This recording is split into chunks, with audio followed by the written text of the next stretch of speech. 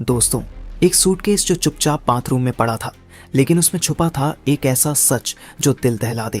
25 मार्च 2025 की वो काली रात, जब बेंगलुरु में एक पति ने अपनी पत्नी को चाकू से मार डाला, उसकी लाश को सूटकेस में ठूंसा। और सबसे हैरानी की बात तो ये है कि राकेश ने खुद ही अपने सास ससुर को फोन करके बोला, तुम्हारी बेटी की लाश सूटकेस में है। आखिर क्या हुआ था उस रात, और क्यों एक शख्स ऐसा खौफनाक कदम उठा सका? इस वीडियो में हम आपको शुरू से अंत की सारी जानकारी देंगे कि आखिर उस रात दोनों के बीच ऐसा क्या हो गया कि एक पति ने ही अपनी पत्नी को मार डाला। तो तैयार हो जाइए और सब्सक्राइब बटन दबाइए, क्योंकि ये सच आपको हैरान कर देगा। कहानी शुरू होती है बेंगलुरु के हुलीमावू इलाके से। डॉटकम्मन हल्ली में एक किराए का डुप्लेक्स घर, जहां रहते थे राकेश राजेंद्र खेड़ेकर और उनकी पत्नी गौरी अनिल संभरेकर। राकेश 36 साल के थे, एक आईटी कंपनी में प्रोजेक्ट मैनेजर। गौरी 32 की, जो शायद नौकरी ढूंढ रही थी।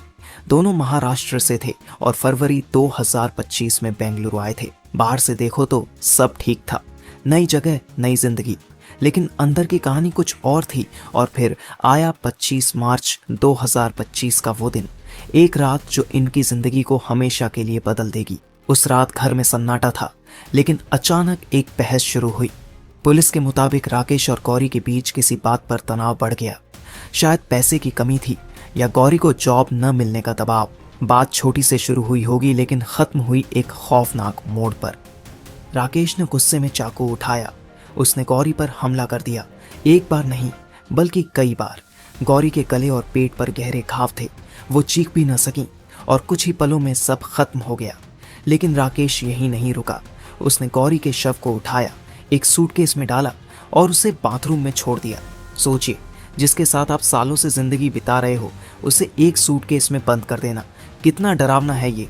लेकिन ये तो बस शुरुआत थी। आगे जो हुआ वो इस कहानी को और भी चौंकाने वाला बनाता है। हत्या के बाद राकेश ने घर छोड़ा और अपनी कार लेकर भाग निकला। वो बेंगलुरु से महाराष्ट्र की ओर जा रहा था। 2 दिन तक वो छुपता रहा, लेकिन 27 मार्च को उसने कुछ ऐसा किया जो किसी ने नहीं सोचा था। शाम 5:30 पर उसने अपने मकान मालिक को फोन किया और कहा, मैंने गौरी को मार दिया है, पुलिस को बुला लो। फिर उसने गौरी के माता पिता को भी कॉल करके अपना गुनाह कबूल किया। लेकिन इसके बाद उसने खुद को खत्म करने की कोशिश की।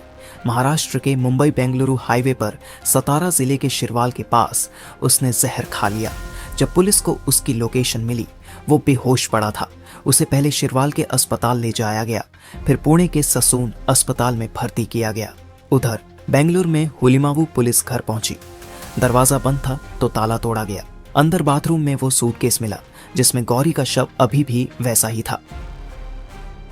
पुलिस ने शव को पोस्टमार्टम के लिए भेजा और फॉरेंसिक सबूत जुटाए।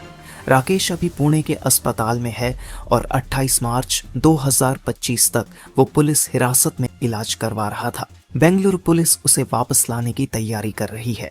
शुरुआती जांच कहती है कि ये हत्या पति पत्नी के बीच तनाव की वजह से हुई, लेकिन असली कारण क्या था, ये राकेश से पूछताछ के बाद ही पता चलेगा।